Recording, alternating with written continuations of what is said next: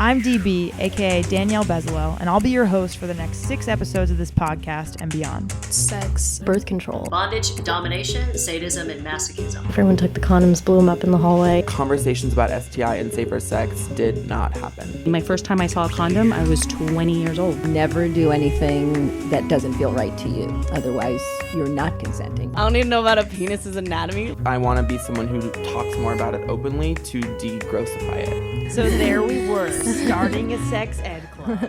Welcome to Sex Ed with DB, an intersectional feminist podcast for folks who want to hear real stories from 5 Bay Area voices as we try to revolutionize the way we talk about sex. This is episode 5. Got it. It's recording. All right. Welcome, Ivy, to our 5th episode, Gender and Sexuality on a Spectrum.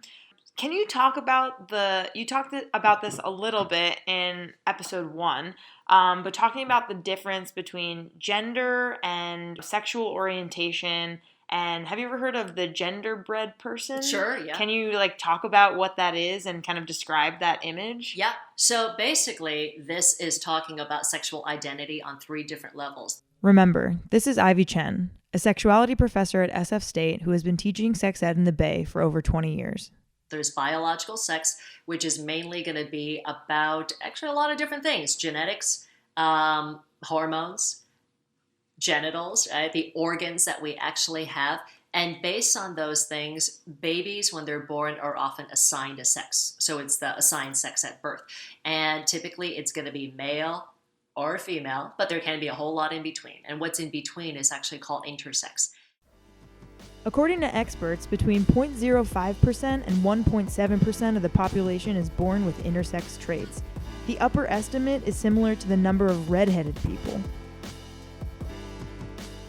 And so then what happens is that as the kids get older, they often will have a pretty clear idea of how they want to express themselves, such as what they want to wear, how they want to do their hair, and what toys they like to play with, games that they like. And here's the thing, the way that they express themselves can be very fluid, like water, right? It can kind of flow back and forth between kind of typically more masculine types of interests or expressions and the more typically feminine. And so that's the level that we call gender expression or gender identity, where often by 3 or 4, right? They'll often say, I'm a boy or I'm a girl, okay?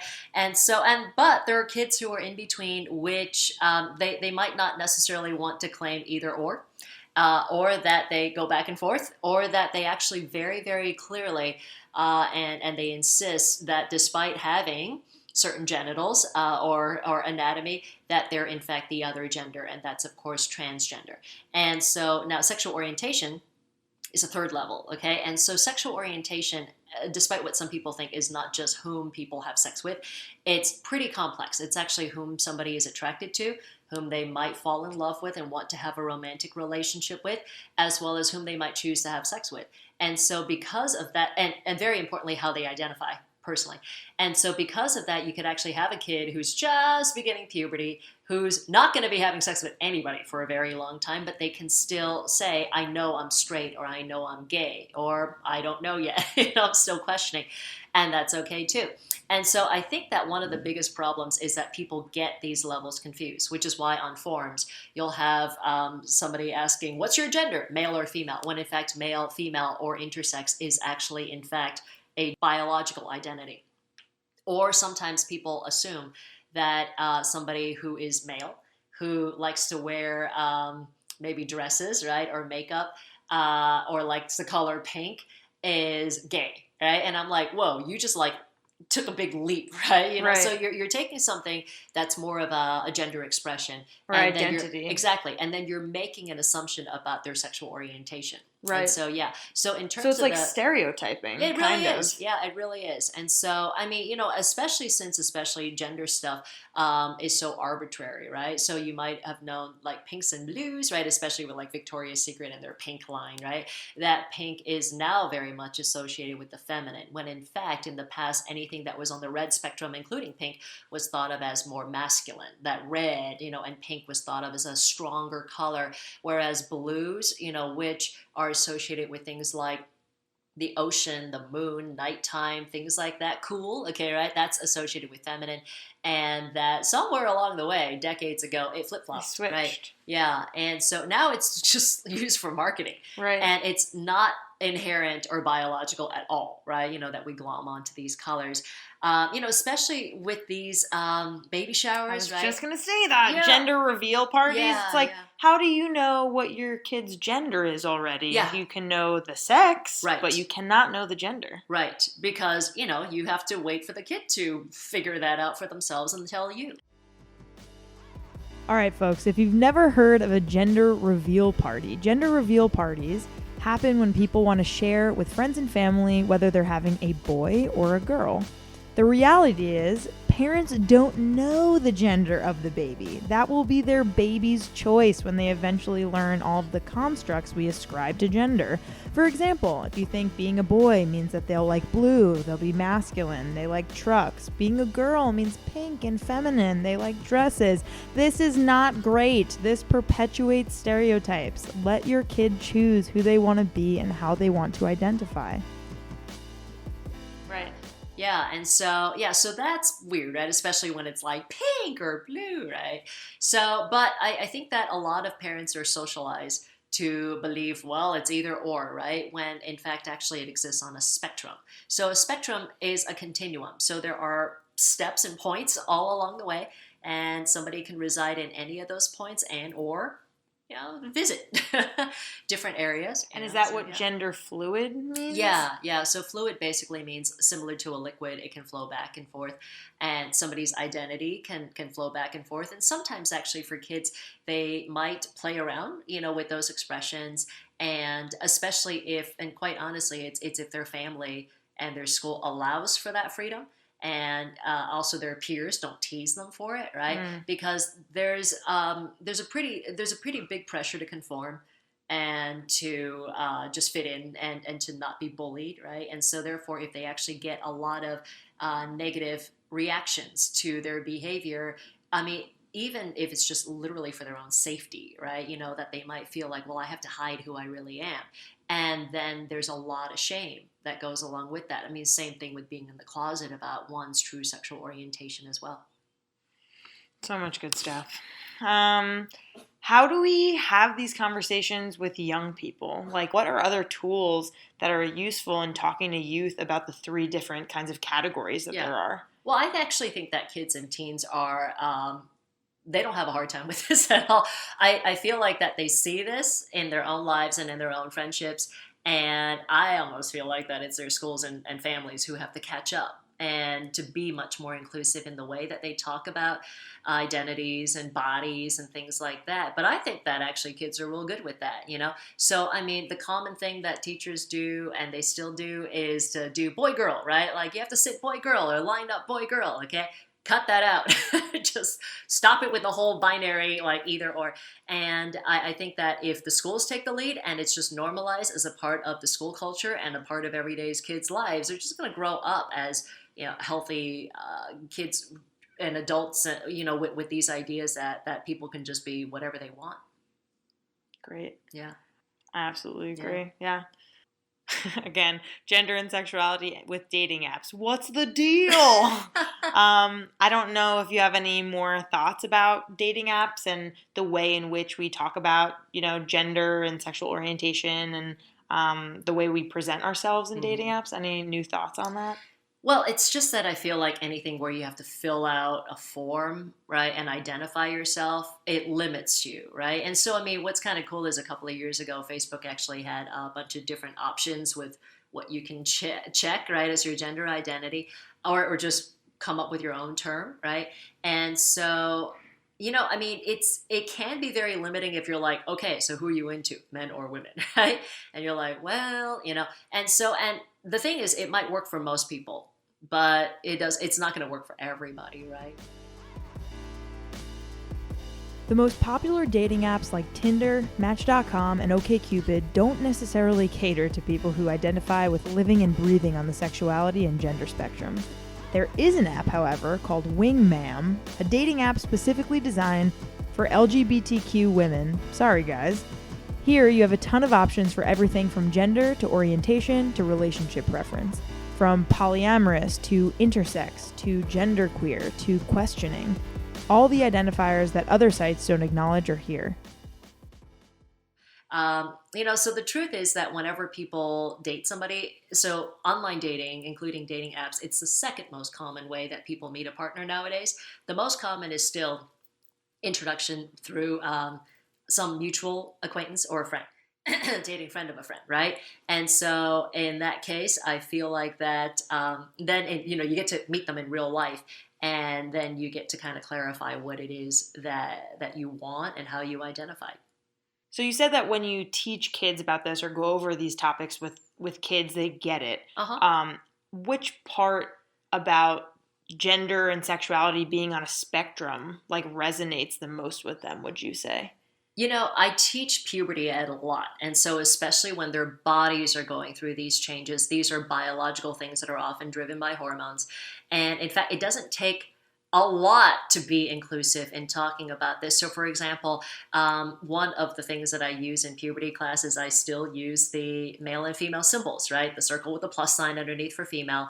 And so I say, where this came from is actually the symbol for Venus. And so she's the goddess of love and beauty. And supposedly this is her handheld mirror, right? Because she's beautiful. So she's going to look at herself. And the male symbol with the arrow connected to a circle is it's the Mars's shield and spear.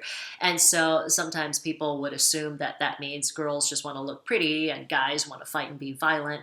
And I say, I know that's the history of our symbol and we still use these symbols, but you can express yourself any way you want, right? And to allow your friends and other people to express themselves in any way that they choose, rather than say, you like to look at yourself in the mirror. What do you like, acting like a girl, or you like to wrestle and fight. Now that's like acting like a boy. And so, even just saying, these are the symbols, but feel free to express yourself in any way that you feel comfortable, and also allow your friends to, as well as sometimes there are questions that I get about crushes when I'm teaching even 5th or 6th grade classes. And that gives me the chance to be able to talk about crushing on not just somebody of the other gender, but maybe somebody of the same sex as well. So yeah. And so just to talk about as many different options as you can in your answer, because, as a sex educator, you have a lot of power, right? To be able to kind of guide and normalize what they can talk about and think about. And, right. Yeah. And so if you take the lead and you're talking about this in this real open, inclusive way, I think that, causes them to think about it in that way too.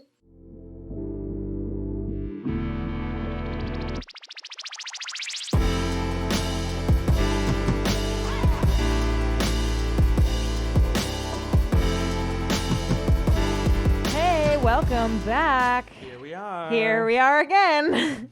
We keep coming back for more. Can't get enough. Okay.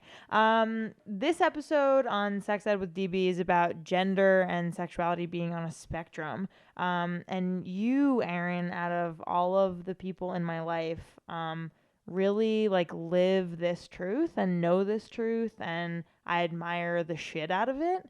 And I just want to hear your thoughts on what gender means to you and the expression of that gender, and maybe some definitions would be really helpful too.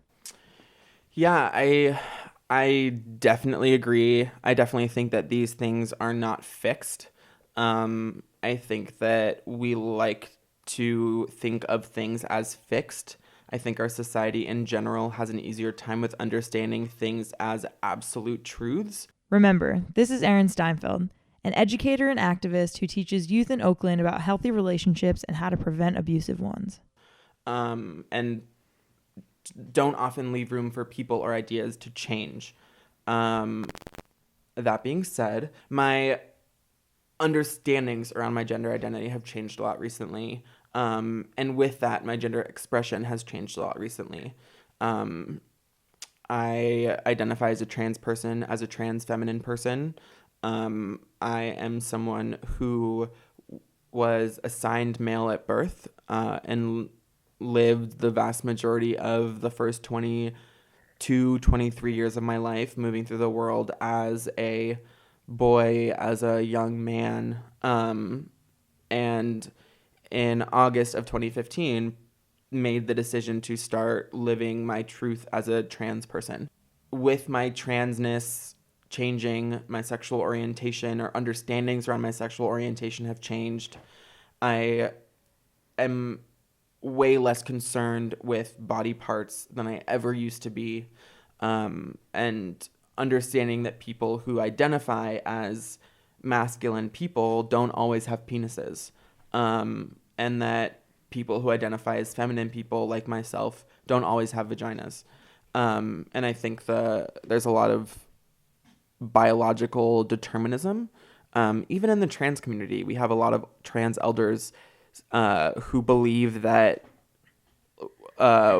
women have vaginas, and if they are trans women, they will get vaginas. That is not a part of my experience. That is not how I think of things. But there is a lot of like what your bits are determine who you are. And I think I'm living proof that doesn't exist, that's false. There are so many people for whom that is false. And I think the more we shift culture around just making less assumptions about who people are and what people like and how people think of themselves, I think could do huge things for queer and trans people. And can you talk about the differences between, your gender identity maybe and your gender expression, or are those two in this, like one and the same, or about how that's shifted for you, or the definitions about like gender and sexual orientation and sex? Yeah, so we have sex, the biological thing. We have sex, the act. We have gender. Gender is a hard thing to, I think, give a definition to. It's one of those things that is, we ask people to declare every time they fill out like any official form. They have to check the M or F box. California and Oregon, I believe, are states that are actually like flag-shipping non-binary identities or third gender categories for people who are applying for driver's licenses. This is like happening as we speak in court cases right now. For me, my gender identity feels fluid. It does not feel fixed the way some people's gender identity feels fixed. And gender identity, I think of that is how I think about myself, how I feel about my own sense of gender. And then gender expression is how I show that to the world. Like in the past 2 years, I've bought in like an uncountable number of lipstick colors, right? Like a lot of trans people go through medical transitioning to make more permanent physical alterations to their body so they're seen as who they want to be seen as. Medical transitioning outside of facial hair removal is not something that I'm thinking about wanting to do. And so a huge part of my gender identity and gender expression is makeup, earrings, dresses, heels, femme clothes, because I do have a body that people will assume belongs to a man. I have to dress it and adorn it with things to counteract that, so that people don't assume wrongly about my gender. And I feel way better when I'm wearing clothes that I want to wear and wearing lipstick if I want to wear it and wearing earrings. That's not to say that every day I'm going to come out the house looking high femme, like fully painted, but I definitely think that in moments where we look at someone, we make a snap judgment about who they are, what they have between their legs, what bathroom they use, and I think all of that deserves to be questioned more. Can you talk a little bit about drag culture and how that has influenced you? Yeah, so drag, I'm not a drag queen. I've never performed in drag. I used to believe that all drag queens were cisgender gay men playing dress up.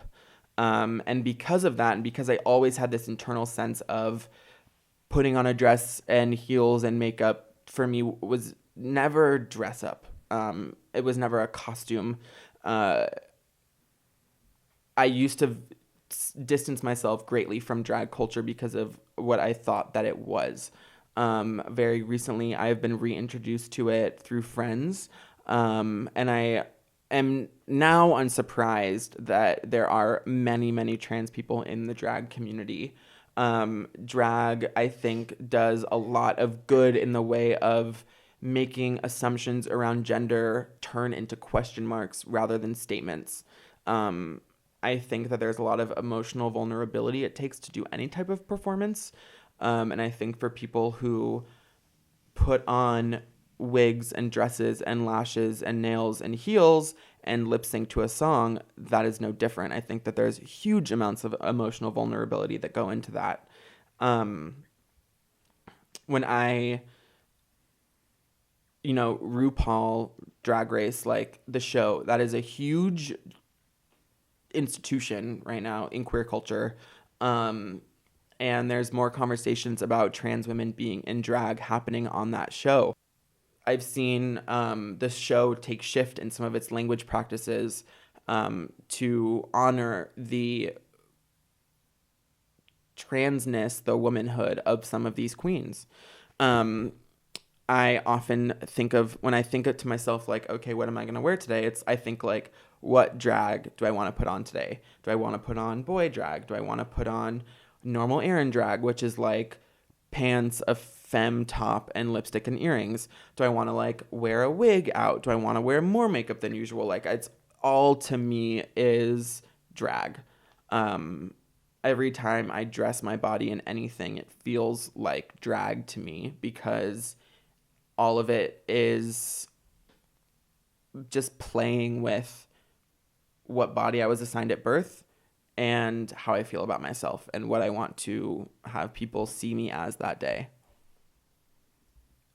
Yeah. Amazing. When you interact with young people who maybe are going through the same journey and going on the same, path as you, what is like advice, or like maybe what do you wish you had known about gender and about sexuality being on a spectrum when you were that age? If I had learned that gender is not a fixed thing and doesn't exist in a binary the way we all think it does, that would have like started to open my mind to these conversations at an earlier age. Granted, the time between like me understanding that gender is not a binary and me coming out as trans, like there were some years there where I had that understanding, and couldn't really like look inward with those understandings. But I think like hearing more diversity of trans experiences would have been extremely helpful. I think that there's like general scripts around like, if you're trans, you're gonna be on hormones, you're gonna change your name, you're gonna have surgeries, you're gonna change your pronouns, like you're gonna come out to your family, you're gonna come out to your friends, you're gonna come out to your partner, like all these things. There are things that like people are now being like, okay, like we get it kind of, and like here are the things you're probably going through. And not all trans people go through transness the same way, the way all cisgender people experience gender in different ways. I think people think of cisgender people and transgender people as two categories, and either you're trans and that means this, or you're cis and that means that. But I think, just hearing more about the diversity of experiences, the diversity of trans people coming out.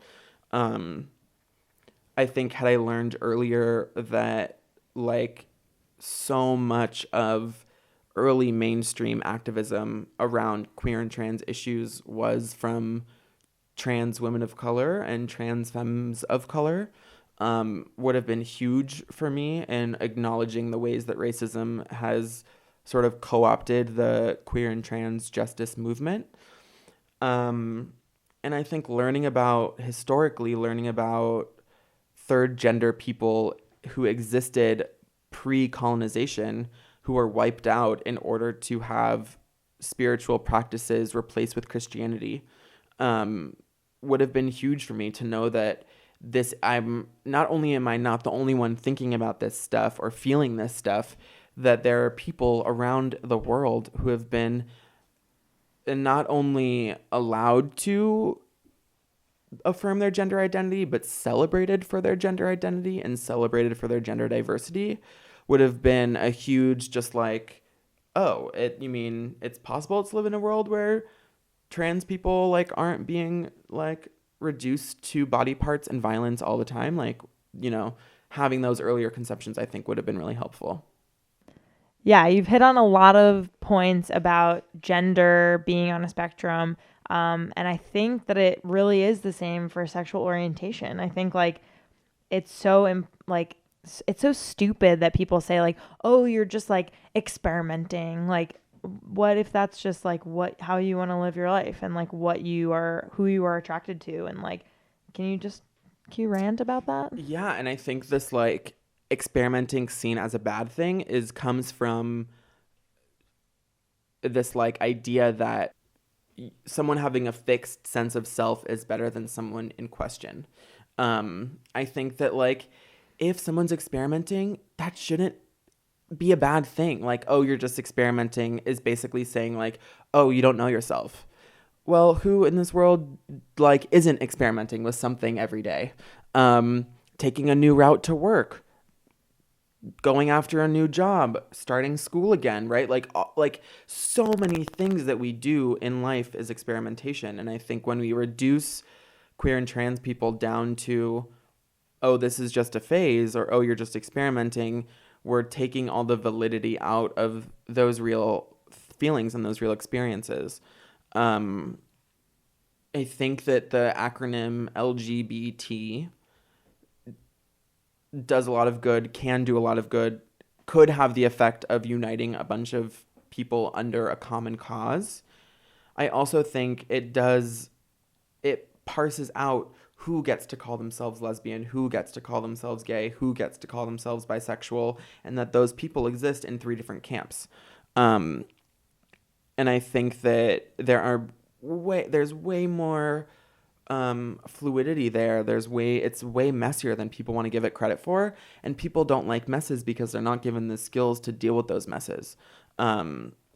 If we have a young queer person who is starting to come into their queerness and all they're being told is, oh, you're just experimenting, or, oh, this is just a phase, or, oh, you don't really know who you are, oh, you don't really know what they want, that young person isn't going to be able to explore queerness in a safe way because they're not given any tools to handle the messiness that comes from questioning one's identity. When I was in 7th grade, I came out as gay. That was the first time I came out. When I was 7th grade, it was 8th grade. It was 8th grade. So I was, like 14. Then 9 years later, I come out as trans at 23, and here I am at 25, like in love with someone who was assigned female at birth. And that, in my wildest imagination, was not going to be a part of my experience when I was thinking about who I was going to want to be with when I was in 7th grade and 8th grade. And so much torment came from like, ooh, I don't like fit this heterosexual category. Ooh, I don't like fit this gay category. So like, where do I exist? Where do I find my people? Where do I find my language? And I think the more we can like democratize that knowledge, the more we can tell young people that whoever you are right now today is good, is fine, deserves love, deserves respect. The more we give those young people and older folks who are coming out at older ages because they didn't have those languages at younger ages, just like the ability to say, here I am, this is me.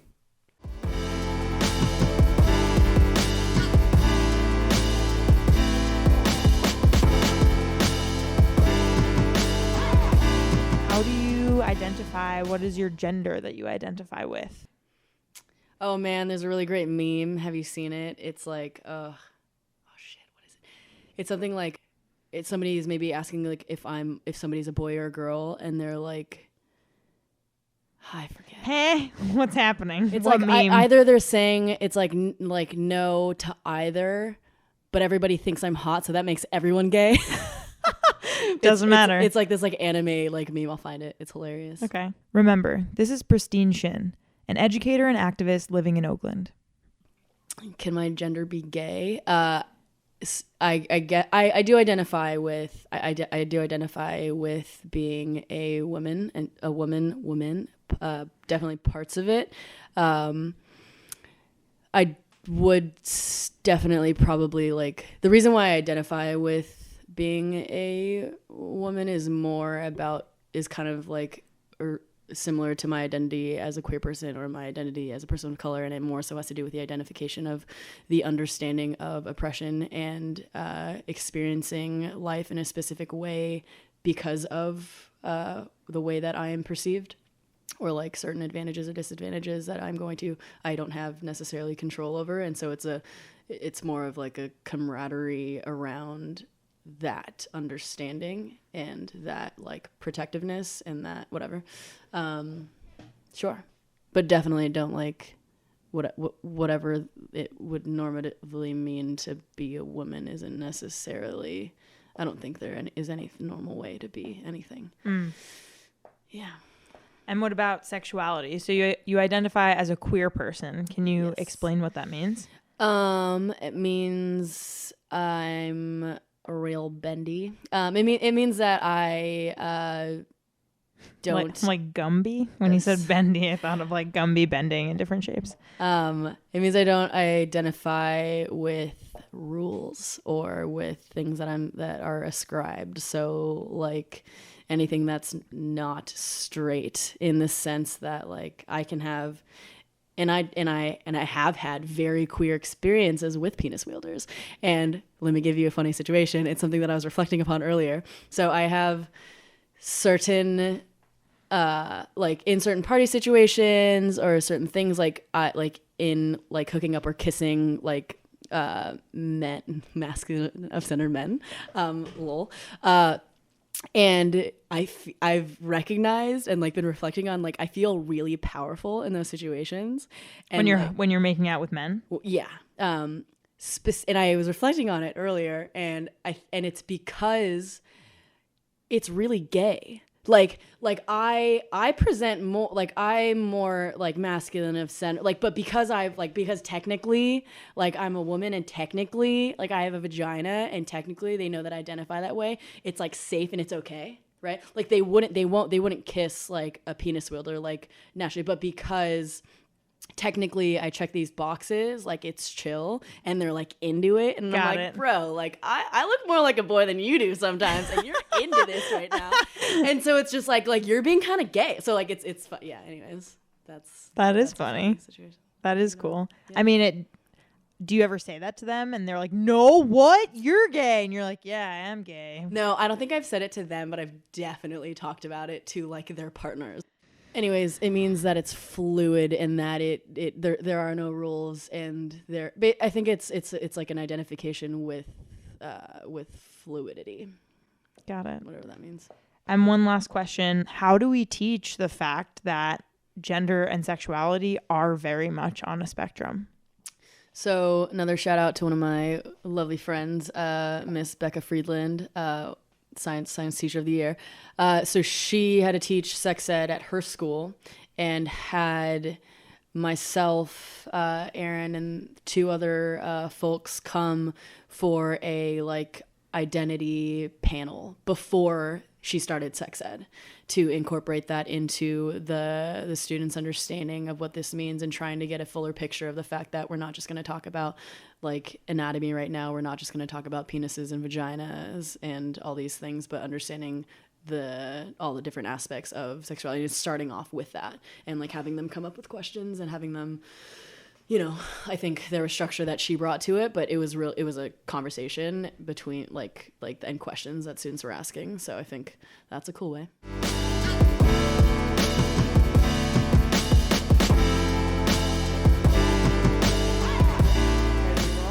Okay, so earlier in the night tonight, you said that you were fluid, and this episode is about gender and sexuality on a spectrum. Can you talk about what fluid means to you? So fluid for me means that when it comes to relationships or just people that I am attracted to, it really depends on the person. Like, Remember, this is Ingrid Ochoa, an undergraduate coordinator and health education lecturer at SF State.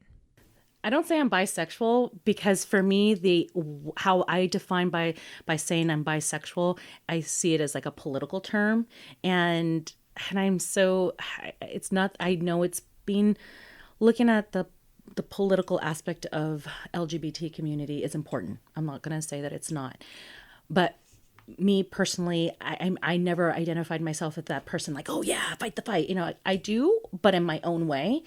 But not where I'm, I've just never really been like this hardcore activist. And I appreciate people who are, but I don't see that as myself. So, which is why, and also too, like the negative connotation that I would hear by saying that I'm bi, and of like, you can't make up your mind, or it's a phase, or like, and see, the thing is, it's not, and also too, like, at least not for me. And so, but I also don't like the binary. So I have this thing about, I really try to challenge people who think in the binary. I don't like things are not black and white. Things are not male or female. There's so many shades of gray, and there are so many types of like how people identify. And so that's why I say I'm fluid, because when I don't go by the sex of the person, I go by the person. Like, when I meet somebody, there's always something I can find that I find that draws me to that person. And it could be maybe physical or even personality wise, but that is what I hold on to. That is like my little carrot, and that I want to hold on to and nibble, not bite or gentle unless they want me to. But anyway, but I know, like, you can go into terms and say, okay, I'm pansexual, and I'm like, yes, okay, theoretically, if you wanna name it, then yes, I'm pansexual. But I just like the word fluid, or even a sexual omnivore. And I tend to use that as a description, because it's like, it's true, sexual omnivore, right? You use a little bit of everything. It doesn't matter. So it's like, it's kind of fun. That. I right? don't think I've heard that before. Really? Yeah. So it's like, so that's kind of like why I say that. And it's the person. So yeah, that's why I kind of go with that. And Great. It feels more of me too. Yeah. In terms of students or peers or people coming to you and saying, I don't really identify only as a woman, or I don't identify just as a man in terms of gender or for sexual orientation. I've been attracted to a couple of women, but maybe haven't slept with them, but, generally sleep with men. How do you talk with them about that process being okay, and then their curiosity being all a part of the process of just figuring out who you are and how you identify? I said it's okay to experiment. That's what you have. That's what you're in perfect time right now, perfect place to do it. I do talk about safety. Number one, before I even safety, please, safety. I'm like, I will give you fucking condoms. I will give you lube. I will talk to you about that. But okay, now aside from that, then we'll talk about like the good part, But I go, exploration is important. Don't be afraid of it. I think that's what, because I always kind of bring back that I was afraid, and I was afraid for many years, because I was afraid of what people thought. I was afraid of what people would think. That is what I was afraid of, and it was more of like, so that's why I said I was a late bloomer. But I don't have any regrets. I learned what I didn't like and what I liked, and had lots of bumps in the road, trials and tribulations. There's still times where you're still learning. And I'm still learning. And it's a journey. So, exactly. So then that's why I tell students, like, who are feeling confused, and I'm like, it's okay to feel that way. Nothing is wrong with you. Nothing. And if anybody tells you otherwise, they're wrong. It's like, and it's like, I go, find yourself, and it's always going to be a journey. And that's the point. It's a journey. You won't know until the very end, not even to the end, because who knows after you die what happens, It's because I always say, like, you shouldn't, I go, don't look back, and like, I go, it's like, people ask me, like, are you afraid of death? I'm like, actually, I'm not afraid of death. And the reason why I'm not afraid of death is, like, I live my life where I'm like, what? I don't want to regret the next day if I didn't get to do it. If I want to do it and I have the means to do it, I'm going to do it. What's the worst thing that can happen? I really do. And I really think that. And I always tell that to people, like, really, if you want to do something, what's the worst? And if you're afraid to do it, I ask, what's the worst thing that can happen? Worst case scenario. Worst case scenario. What's the worst case? And like, they'll think of something and I'm like, okay, is it really that bad? They're like, oh, actually, no. I'm like, okay, then what's stopping you? If it's not going to hurt someone, if it's not going to hurt you or put anybody in harm's way, then what's stopping you? You know, and when you think of it that way, kind of when you kind of put it in that perspective, it's like, oh, okay. And It's a also, good pep talk. it's a good, like, yeah. And I'm like, inspired. you're good, you know. Thank you. You're welcome.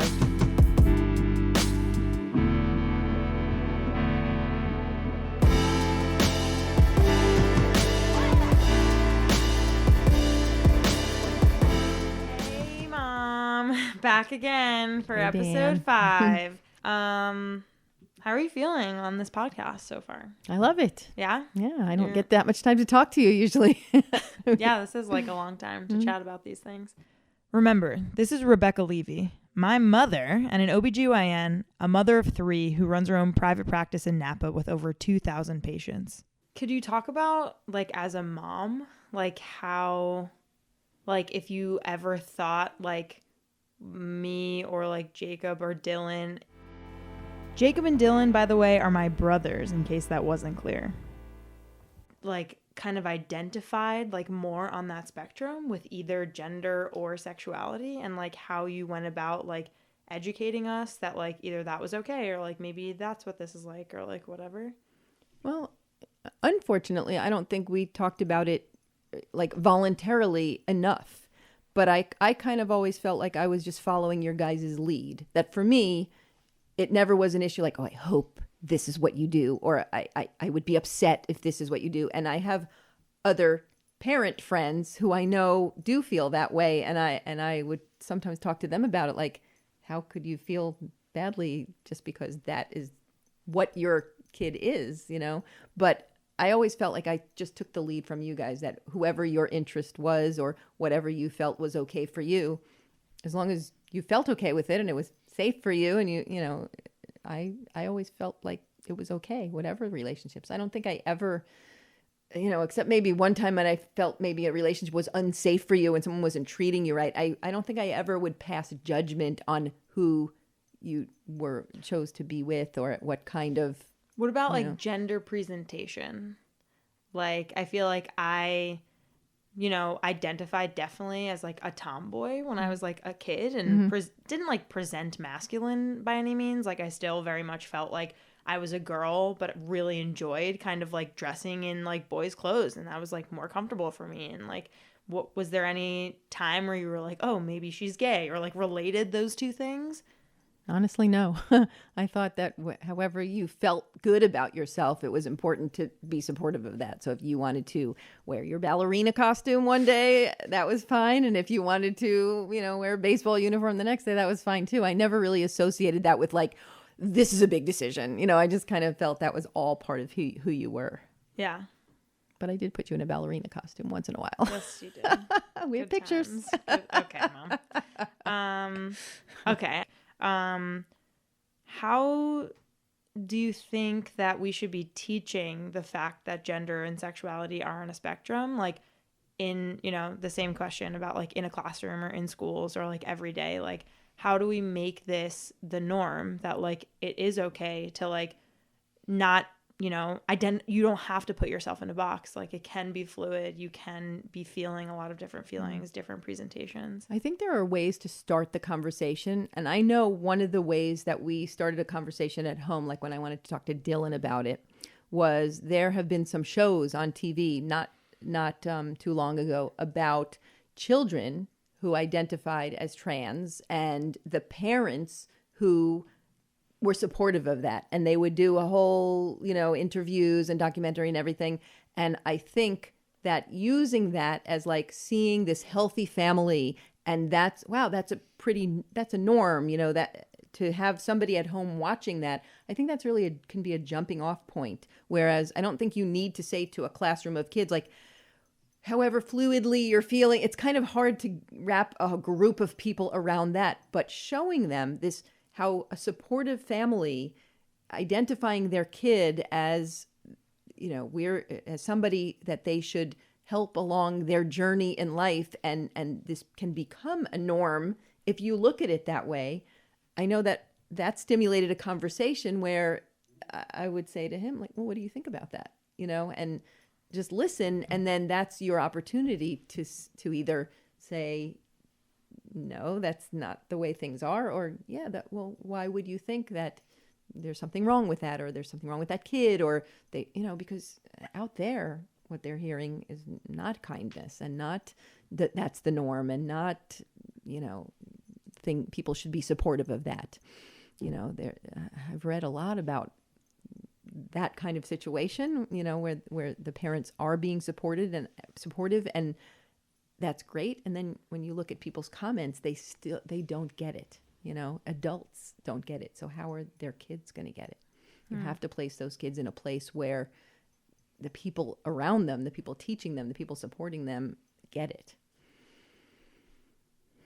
And last question on this topic. Do you think as a doctor, it is really important to learn these like new definitions, up and coming definitions of the difference between, biological, like I'm sure you know this already, but just like talking about it to people, like what's the difference between gender and biological sex and sexual orientation and all of those, like what's the difference between being romantically like in love with someone and attracted to someone, or like all of the different types of ways of identifying? I think that you have to present it as, this is what we know. You can't present it as someone's opinion. You know what I mean? Like the spectrum exists. It's not, how someone will still say, well, they chose that, and that's a lifestyle or something like that. That terminology has to go away. And I think things have to be presented just like other knowledge is presented. Here's what we know about sexuality. Here's what we know about the spectrum of attraction and things like that. And I think once it's presented that way, it's a lot harder to negate or to say, well, in my opinion, that doesn't exist. Because, it's like when you present something that's a fact, like math, someone can't say, well, geometry, that doesn't exist. It depends on how you present it. So, but I do think it's a hard road, because listening to the way people think about that kind of stuff, as much as you're around people that understand and accept it. Well, no, there's still a lot of people who I'm around who don't get it. And it's hard. And it's hard to educate those people without seeming like, I know everything and you don't know anything. There's a way to bring it to people that it seems that this is just the way it is. I didn't make it up. Thanks for listening to Sex Ed with DB. If you want to engage with more of our sex ed content, follow us on Facebook, Instagram, Twitter, and check us out on our website, sexedwithdb.tumblr.com. We would love to hear from you. Email us at sexedwithdb@gmail.com for questions, comments, and suggestions for our episodes to come. How does your gender and sexuality exist on a spectrum? Email your thoughts to us and we can shout them out in season 2. Our creator, host, and producer is Danielle Bezalel, aka DB. Our content writers and editors are Danielle Bezalel, Aaron Steinfeld, and Rachel Upton. Our graphic illustrator is Jessica Lynn. Our social media and marketing lead is Kat Listuvka. Our sound editor for this episode is Matt Rosen. The title of our intro music is So Low by Art of Escapism, and our outro music is by my stepdad, Bill Gantt. Thank you to our featured voices and our listeners. Tune in next time.